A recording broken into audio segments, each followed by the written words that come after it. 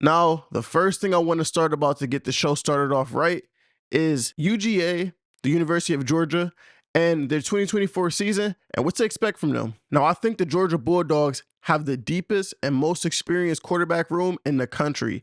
They bring back senior quarterback Carson Beck, who could have went off to the NFL and maybe been a first round pick.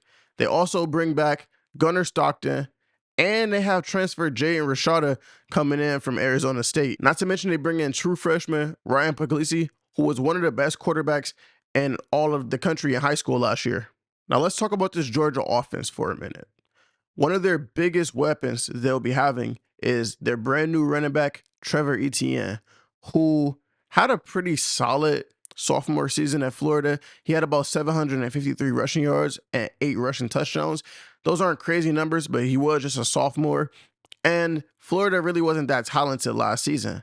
But taking one of the best weapons from your rival, add him to your offense, and pair him with one of the most experienced offensive lines in the country.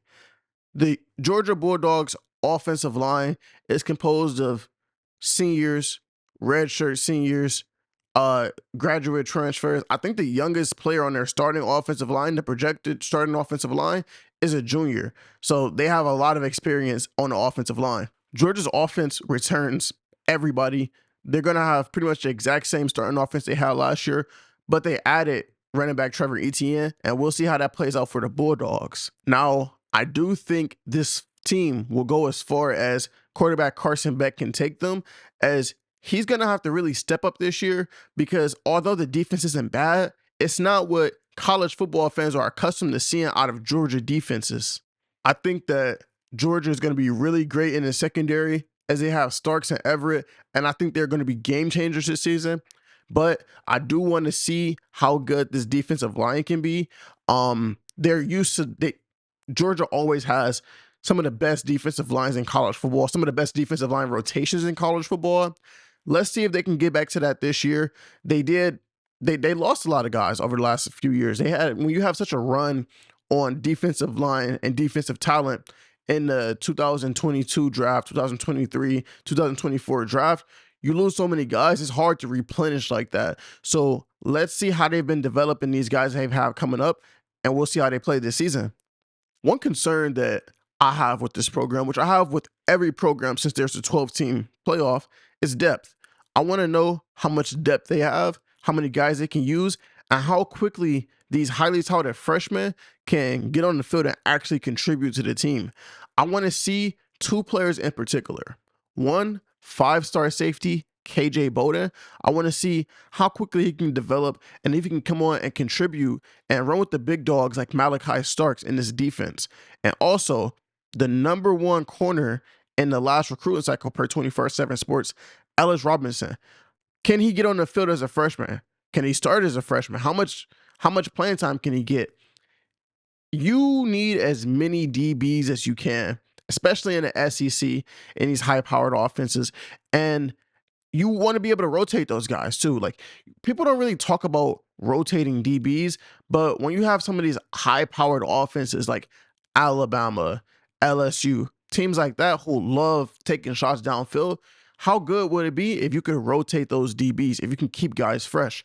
And if Ellis Robinson can carve out a role in this defense, I think the sky is the limit for the Georgia Bulldogs. Now let's jump into the schedule. And starting off week 1, they actually face the Clemson Tigers in Mercedes-Benz Stadium in Atlanta, Georgia. Now, to end last year, they had a really big statement victory.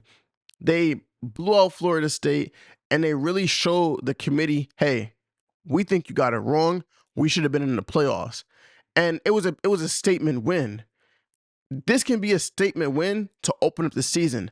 If they can come in and dominate Clemson, like a lot of people thinking they can dominate Clemson, they can show the SEC, they can show Ohio State, Oregon, anybody else who want to contend for that national championship.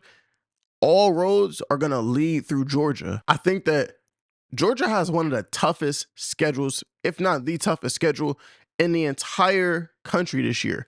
Not only do they face Clemson week 1 to open up the season, week 4, they go to Tuscaloosa to face Alabama in that SEC championship rematch. I don't care if Nick Saban's gone.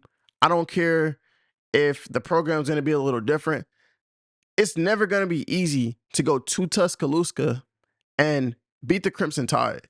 It's going to be a battle. A lot of people are already doubting Alabama with Nick Saban being gone, but Kalen DeBoer is a proven winner. I know he's going to have that team ready.